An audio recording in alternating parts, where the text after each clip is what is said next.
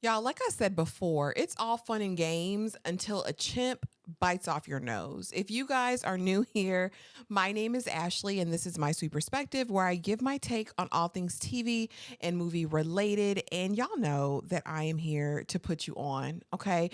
And I watched this crazy documentary last week, and I will be back with episode 2 because it's running every Sunday.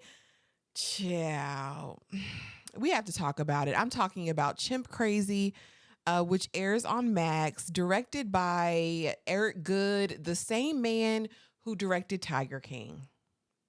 Now, if y'all remember Tiger King during the vid, we were in the house and baby, listen, we were watching Tiger King because it was a debacle. It was a hot mess. It was a dumpster fire. Okay.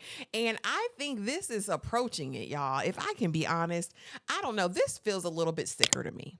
From the lady saying she loved these monkeys more than she loved God, more than her kids, because kids grow up and leave you, to the one woman with her real baby on one titty and the monkey on the other titty. Like, listen, a lot happened, a lot went on. Let's talk about episode 1 briefly. And it was called Monkey Love. Now, I've always had this theory. I had this theory during Tiger King that it's definitely a different type of person who has obsessions with these exotic animals. In Tiger King, I felt like these people all kind of had this God complex, like these delusions of grandeur, because again, they were dominating or mastering this, creature that could decimate a person. You know what I mean? And I think it gave them this enlarged image of self. In this case, I'm finding a lot of these people have some sort of deep wounds, either deep traumas, deep wounds. There's something going on that's causing them to want this unconditional love that they think. But my thing is, at the end of the day, these are wild creatures who can end you. All right. Uh, in the beginning, we meet Tanya Haddix, a former nurse, right, who now is living in the full land of delusion. Baby, she has adopted all of the chimps. She has double sets of bunk beds in her house. Pink, baby, every scene you see her, she's going to have a different wig. So not only do I feel like we're dealing with mental health issues, we also have just some eccentric characters that we're dealing with. Okay. She is in it strictly for the love of it. Okay. She is in it for the love of it. And she loves Tonka. Now, Tonka apparently is an ape or chimp who has been in movies. He's like a movie star. Okay. And he's also the one that bit that man's nose off later on as we get through the episode. Next, we meet Pam Rosaire, who, she was a little girl, she said, "I want to be the best chimp master in the universe." Her family was already involved in the circus. Um, Take that as you will. Circus circus culture has always given kind of exploitative, like you're profiteering on animals who'd be best served in the wild. You know what I mean? Yeah.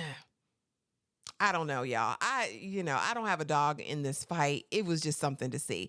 But we find out that one of her chimps, I think she has a total of 7, they live extremely long lives. And so she knew that she was going to have her chimp babies and they were going to be with her on this circuit for as long as she was working.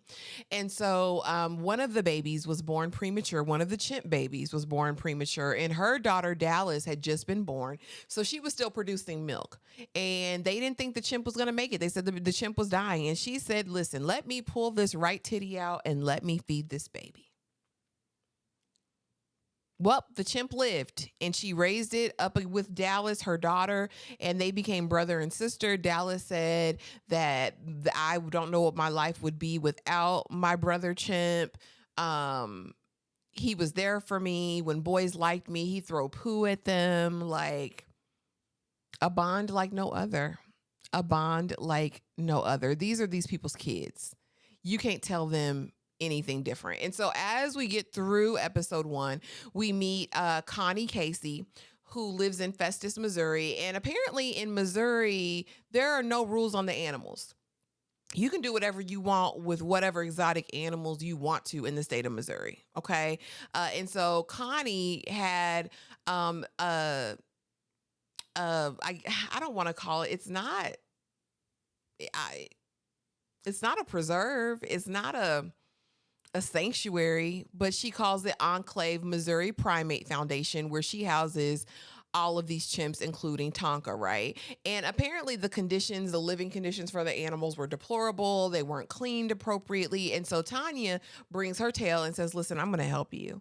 Allegedly, according to her, she's made all kinds of renovations, invested $500,000 to keep this thing going on.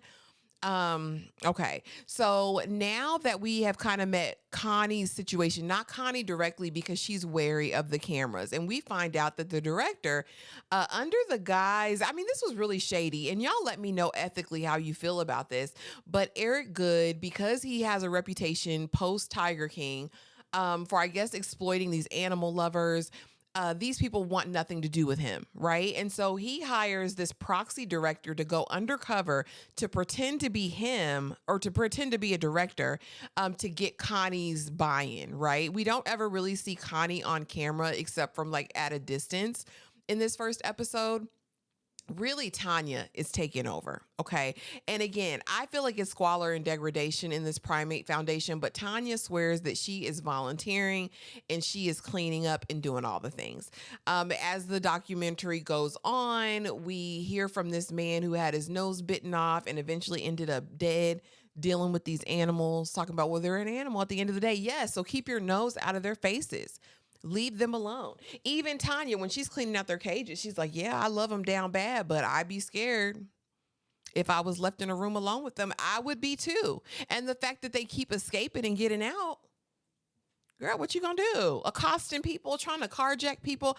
I would not be playing with this ape. I would not be playing with it. Meanwhile, Eli from The Good Wife is all over it. Alan Cumming, because apparently he's a spokesperson for PETA and he's worked with some of these chimps in the past. Now, as it goes on, we find out that Tanya and Connie, they are embroiled in this legal battle with PETA. Once PETA found out about the living conditions of the chimps in the facility, listen, they're bringing injunctions, they're filing motions because they want these animals put in a place where they are safe and can live as freely as they can. They can't go back into the wild now because they're domesticated, but they are thinking anything is better than where they are now. And so, Tanya says, I'm doing the work. PETA says you haven't done enough. They go to court and the court awards PETA the animals, right? And so we're thinking, I'm like, well, Tanya, you're gonna have to be sad. Wipe your butt and get glad, sis. But Tanya stole one of them chimps. Tanya stole Tonka. Don't make me believe otherwise. She says something in the beginning of this doc, and she says, listen, I'm willing to risk my life. I'm willing to do anything all about my chimps. And I think she did. I think she stole that chimp because when PETA came to get all the 7, there were only 6 available. Y'all drop it in the comments. Let me know if you're watching this craziness. After I watch episode 2, I will be back to talk about it. But let me know what you think, guys. And if this is your first time here and you haven't already, hit the subscribe button, y'all. Hit the like button. Become a sweet pea. Join the community. It's fun over here. It's fun over here, I promise. But anyway, guys, thank you so much for watching, and I will see y'all in the next video. Bye.